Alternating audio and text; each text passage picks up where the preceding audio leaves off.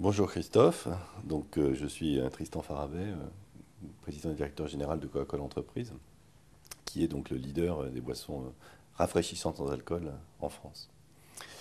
J'occupe cette fonction depuis environ 2 ans, dans un groupe que je connais bien puisque j'y suis rentré il y a maintenant 19 ans. Voilà, et un groupe où je me sens bien et où je me développe bien.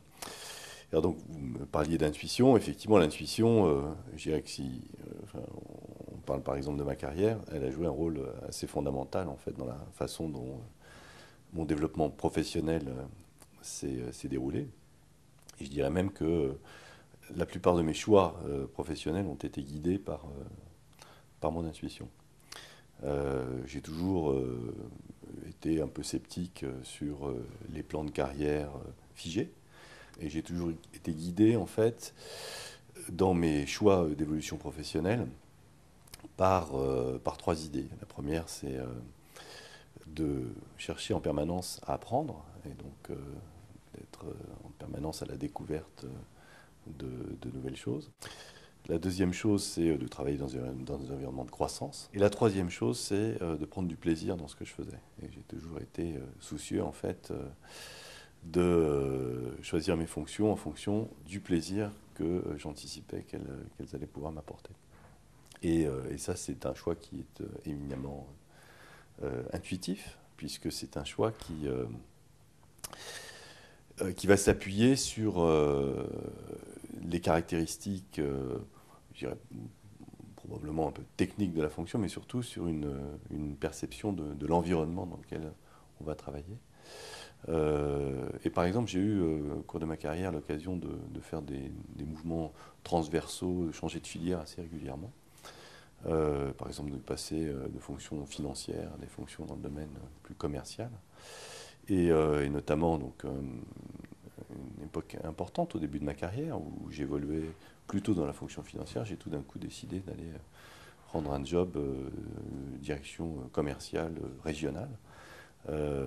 Alors que la logique de ma carrière m'aurait plutôt orienté vers des jobs financiers à l'international. Et je l'ai fait vraiment par attachement et attirance pour l'atmosphère que j'avais identifiée autour de cette fonction commerciale régionale. Et ça m'était en fait à l'occasion d'un voyage, d'une tournée d'accompagnement que j'avais fait alors que j'étais encore dans la fonction financière.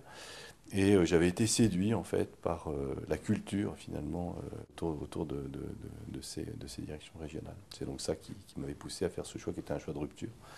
Et un choix de rupture qui était plus guidé donc, par cette recherche de plaisir, de continuer à apprendre, de travailler dans un environnement qui me correspondait, qu'une analyse très rationnelle en fait de ce que j'avais besoin d'acquérir ou des perspectives à long terme.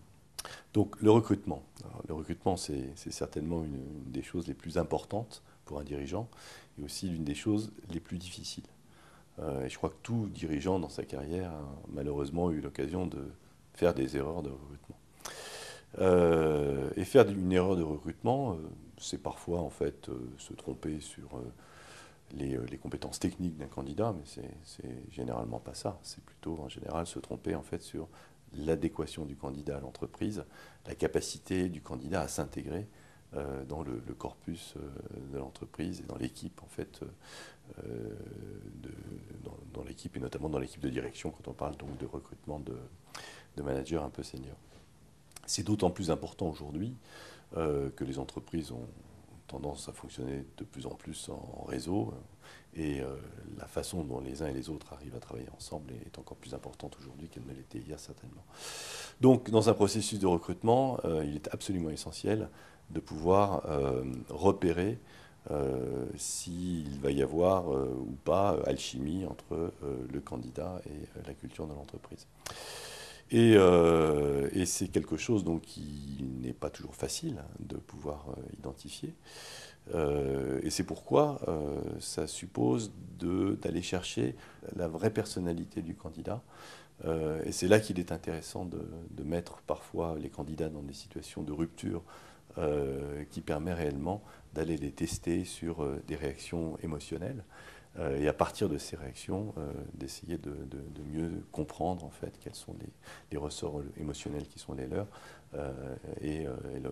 cet aspect plus émotionnel, plus intuitif de leur personnalité. Une chose qu'on peut dire sans doute, c'est que l'intuition, c'est une forme de liberté, et c'est quelque chose qui, pour moi, s'associe bien avec une qualité essentielle que j'attends de la part des leaders de notre entreprise, c'est l'entrepreneuriat. Et l'entrepreneuriat, c'est cette capacité à prendre des risques. Et typiquement, le fait de savoir à certains moments faire confiance à son intuition, c'est une façon de prendre des risques. Et c'est comme ça qu'on fait avancer les sociétés.